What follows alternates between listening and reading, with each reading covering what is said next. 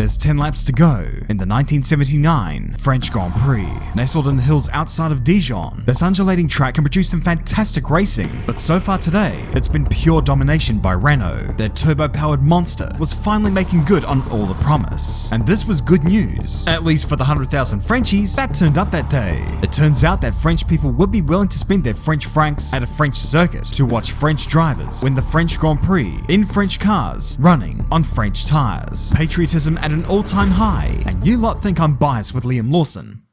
Jean-Pierre Jabouille was the man out in the lead, totally untroubled, romping away to certain victory. The other Renault, driven by the electric René Arnoux, was in third place. Nestled in second, in between them two Renaults, was a Ferrari, driven by the fearless, the brilliant, the legendary Gilles Villeneuve. It was a minor miracle that he was keeping it there, but with 10 laps to go, Arnoux put down the fastest lap. He was beginning to catch him. He was getting closer and closer and closer. And just like that, Arnoux was right on Villeneuve's gearbox. Villeneuve tried to throw lap cars at the Renault to make him go away, but it was ultimately futile. The power of the Renault's turbo paid dividends, and Arnoux sailed by to take second place with 3 laps to go. The crowd were on their feet, roaring with appraisal, the urge to burn cars fading. It seemed that was that. Dijon-Prenois was a big power circuit, and well, yeah, sure, the Ferrari wasn't exactly lacking power. There just wasn't going to be any way that Villeneuve was going to be able to pass him now that his tires were living on borrowed time. But there were at least 2 things that were going to help him. The first were fuel pickup problems on Arnoux' car, which was choking its power on the straights. The second, and perhaps biggest thing, was the fact that this was Gilles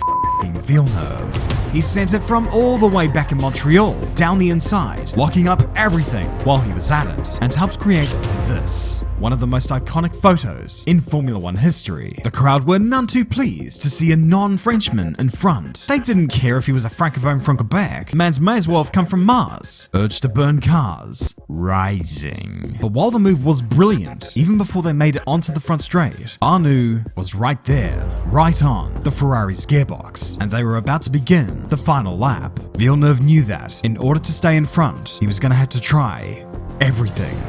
Going down to turn 1, Villeneuve again locked up the front left and kept to the outside in a desperate attempt not to allow the Renault back past him. Arnoux was initially respectful, but as soon as he saw his countrymen in the grandstands cheering him on, he began seeing blue, white and red and decided that Villeneuve can't eat merde. Banging wheels, swapping paint, neither were willing to relent, fighting like 2 Kyles over a monster. Arnoux went off, albeit briefly, and when he rejoined, Villeneuve performed the switchback to get past. Still banging wheels, Villeneuve chopped across his bows and almost took himself out of the race. Arnoux went on by, and now there was only really one overtaking opportunity left for Villeneuve, the hairpin going up the hill. And so, being Gilles Villeneuve, he sent it, and from there, the battle was won. Up at the front, when the checkered flag fell, Jean-Pierre Jabouille crossed the line and won the race. The first Grand Prix win for him, the first race win for Renault, and the first win for a turbo-powered car in Formula 1. But no one really cared. Gilles Villeneuve and René Arnoux just performed one of the greatest, fiercest battles in the history of Formula 1. You would imagine that being 2 highly charged, highly emotional, French-speaking people, that they would exchange a plentiful buffet of knuckle sandwiches as soon as they got out of their cars. But it didn't turn out that way.